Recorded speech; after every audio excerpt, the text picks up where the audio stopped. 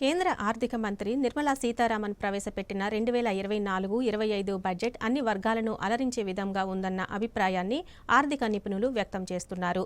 ముఖ్యంగా నిరుద్యోగ యువతకు ఉపాధి అవకాశాలు, మహిళలకు ఆర్థిక స్వావలంబన, పేదల అభివృద్ధి, పారిశ్రామిక, వ్యవసాయ రంగాల పురోగతిని ఆకాంక్షించే విధంగా బడ్జెట్ రూపకల్పన జరిగిందంటున్నారు. విజయనగరం జిల్లాలో ప్రముఖ ఆర్థిక నిపుణులు బడ్జెట్కు సంబంధించి చేసిన కామెంట్స్ చూద్దాం. గౌరవనీయులు మన ఆర్థిక మంత్రి నిర్మలా సీతారామన్ గారు ఫైనల్ బడ్జెట్ 24-25 ఆర్థిక సంవత్సరానికి ప్రవేశపెట్టారు. మన భారతదేశ బడ్జెట్ 48 లక్షల కోట్ల బడ్జెట్ అండి. ఇది ప్రపంచంలో ఉన్న పెద్ద పెద్ద దేశాల బడ్జెట్లతో సమానమైనది. అందులో ఒకటిగా దీన్ని పరిగణించవచ్చు. బడ్జెట్లో ముఖ్యంగా 4 సామాజిక వర్గాల్ని గుర్తించారు. 1 అందులో రైతులు, 2 యువత, 3 మహిళలు, 4 పేదవారు. వీరి అభివృద్ధి నిమిత్తం చాలా ప్రతిపాదనలు, చాలా సంస్కరణలు ఈ బడ్జెట్లో ప్రవేశపెట్టారు. మన బడ్జెట్ యొక్క థీమ్ కూడా ఏంటంటే ముఖ్యంగా నిరుద్యోగ నిర్మూలన, 2 స్కిల్స్ డెవలప్మెంట్, 3 చిన్న తరహా మధ్య తరహా పరిశ్రమలు, వ్యాపార సంస్థలకు అభివృద్ధి నిమిత్తం తోడ్పాటు చేయడం, 4 మధ్యతరగతి ప్రజలు అందరికీ కూడా చేయూతనిచ్చి వాళ్ళ అభివృద్ధికి దోహదం చేయడం ఈ బడ్జెట్ యొక్క థీమ్ అండి. ముఖ్యంగా మనం ఈ బడ్జెట్లో గమనించవలసింది ఏమిటంటే మన రాష్ట్రానికి, ఆంధ్రప్రదేశ్కు ఒక విధంగా పెద్దపీట వేసారని చెప్పచ్చు. ఎందుకంటే అమరావతి అభివృద్ధి అనగా మన రాష్ట్ర రాజధాని అభివృద్ధి నిమిత్తం 15,000 కోట్లు కేటాయించారు. వైజాగ్, చెన్నై ఇండస్ట్రియల్ కారిడార్ను అభివృద్ధి చేస్తున్నారు. దీనివల్ల చాలా ఇండస్ట్రీస్ వస్తాయి, ఎంప్లాయ్మెంట్ పెరుగుతుంది.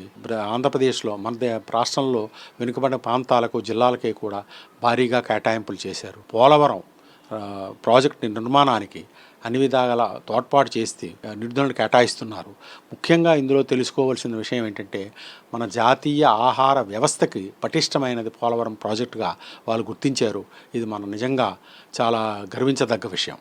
ఇవి మన ఆంధ్రప్రదేశ్ నిమిత్తం చేపట్టిన ప్రతిపాదనలు. ఓవరాల్గా బడ్జెట్ బాగుందండి. అన్ని విధాల అన్ని రంగాలని కూడా వీళ్ళు చేశారు. అంటే సంతృప్తిపరుస్తూ కేటాయింపులు ఇచ్చారు. ఇంకా వేతన జీవులకు, పేదవారికి, మధ్యతరగతి వారికి కూడా ఈ బడ్జెట్లో కొన్ని ప్రతిపాదనలు చేశారు. వాటి వల్ల ఉద్యోగాలు కల్పన కానీ, వేతనాల మీద, జీతాల మీద జీవించే వారికి కూడా వారికి కొంచెం అభివృద్ధికి అవకాశం ఉంది. మధ్యతరగతి ప్రజలకు కూడా అభివృద్ధికి బాగా ప్రతిపాదనలు చేశారు. చాలా సంక్షేమ పథకాలు ప్రవేశపెట్టారు.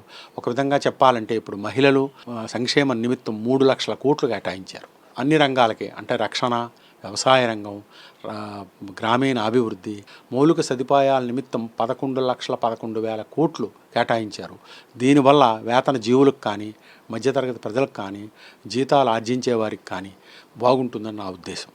ఈ బడ్జెట్లో ప్రతిపాదించే మహిళలు ఏదైనా ఆస్తులు ఖరీదు చేసినట్లయితే వారికి స్టాంప్ డ్యూటీలో రాయితీలు ఇవ్వడానికి ప్రతిపాదన చేశారు.